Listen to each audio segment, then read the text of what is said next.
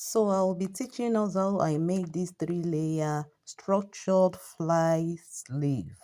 What you'll be needing is for you to get your pattern paper, then you draft out a perfect circle. How do you do that? If you are going to, let's assume the length of what we are doing is 8 inches. So I'm measuring 8 inches round. Everything should be 8 inches. So make sure your paper is unfold into 4. Then after measuring it, you cut all the marked area out. By the time you are through cutting it, you get your perfect round shape, just like I'm doing there. I opened it for you to see that it is a perfect circle we are having there. So the next thing for us is to now divide it into two, where you'll be making use of your half circle. That is the actual thing we really need, the half circle. So I cut it into two, then I take one out of it for me to get my real sleeve out of it. So the width of the sleeve, it's around 10 inches, but I have to make it to be like 15 inches because I'll be pleating it out. Hope you understand that. So I took the second half circle for me to make the second layer. So it's still the same half circle I make use of. So after you've gotten your the layers, if you are doing 8 layers, you keep reducing it by 8 inches. You keep reducing the length by 3 inches. I mean, sorry about that, 3 inches.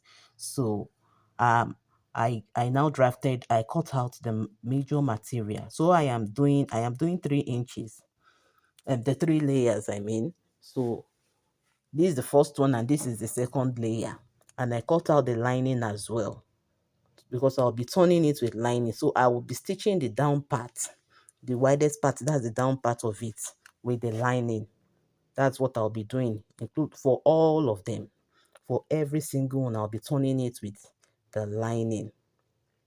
So remember to add your interfacing. I added my interfacing to the material. So I have gone to stitch it.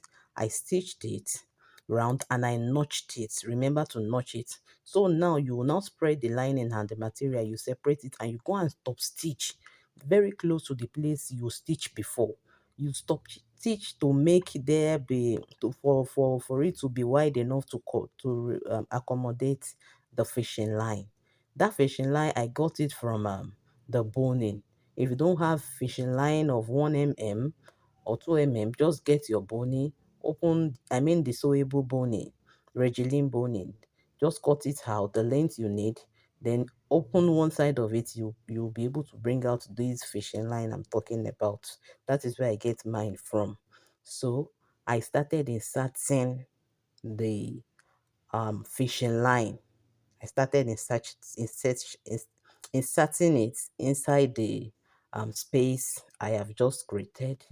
So it may take time, but you have to keep doing it gently so the fishing line will not be popping out on the other side of the material. It won't be going through the material at the wrong place. So make sure you come out at the second end of the um, material of where you stitch. So that is what I just did. I'm making sure the fishing line is properly fixed and it is free. It is not hanging anywhere. So you see that the fishing line is out at both ends.